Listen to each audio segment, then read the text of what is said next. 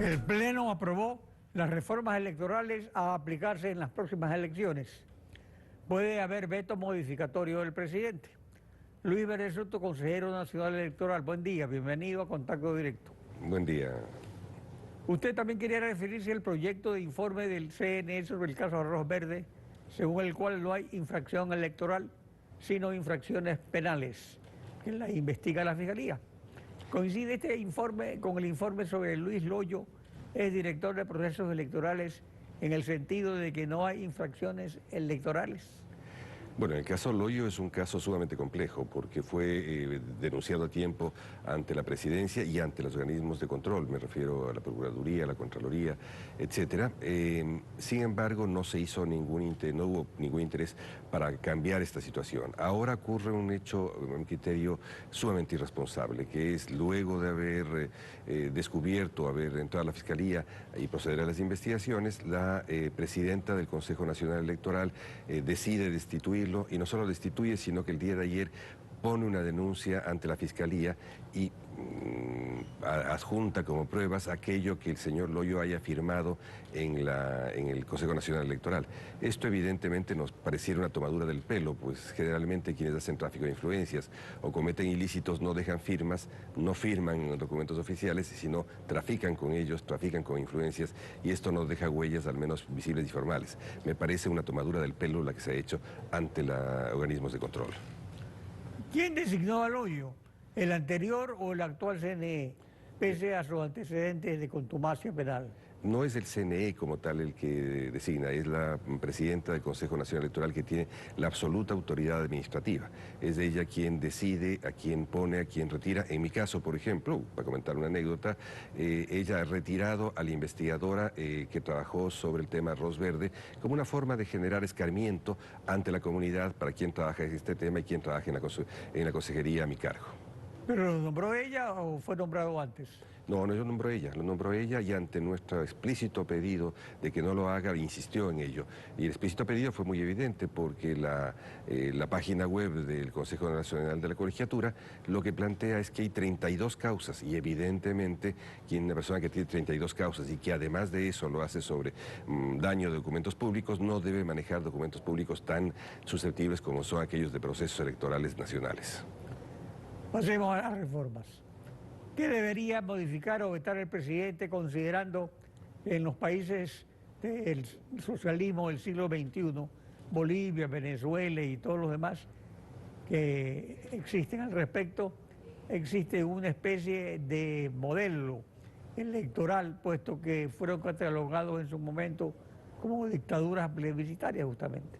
Yo creo que ha habido avances sustantivos en esta propuesta. La propuesta que ha hecho el Congreso ahora, si muchas veces hemos sido críticos con el Congreso, yo creo que ahora debemos estimular una propuesta coherente, estimular una propuesta que guarda intervenciones importantes en cada una de las partes. Me refiero al sistema electoral, al financiamiento electoral y sobre todo dispone que deben haber acciones e intervenciones inmediatas en plazos perentorios a través de sus disposiciones transitorias.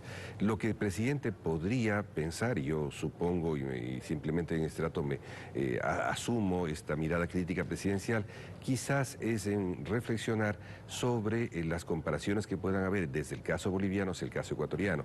Existen sorprendentes similitudes que tienen relación a procesos de contabilidad electoral y estos en Ecuador necesitan ser precisados de mejor modo y en ello el presidente de la República como colegislador tiene absoluta facultad toda vez de que es un tema tratado, es un tema que se ha tratado con excesiva generalidad y que precisaría mejores puntualizaciones en el caso, por ejemplo, del reconteo de votos, por ejemplo, en el número de actas, por ejemplo, en los procedimientos informáticos que acompañan al proceso de contabilidad.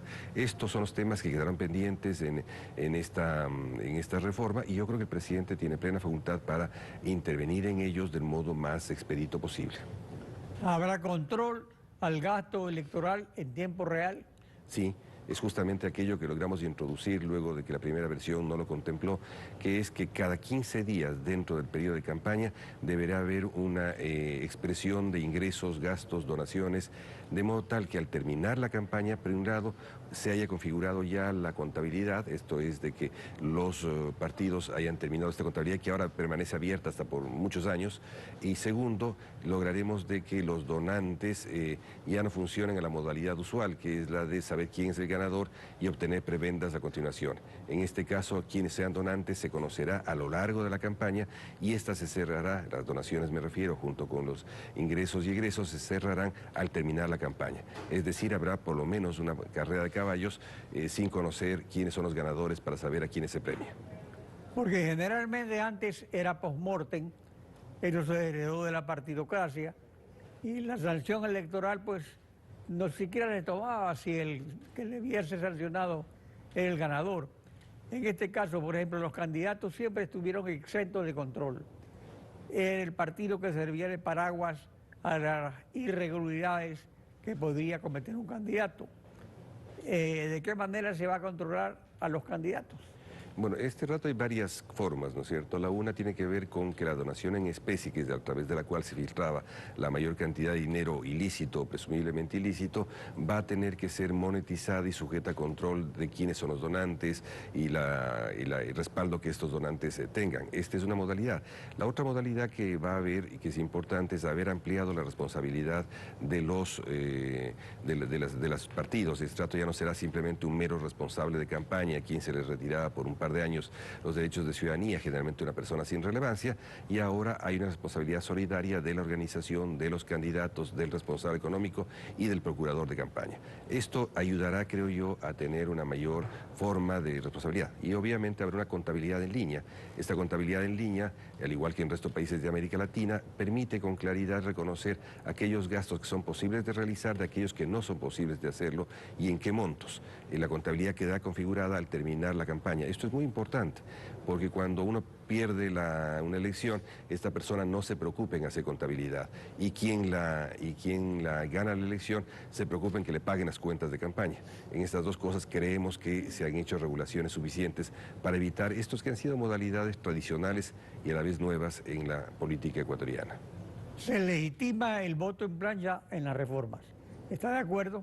Absolutamente. Yo creo que en este momento es muy importante devolverles a las organizaciones políticas fortalezas, el despersonalizar el voto.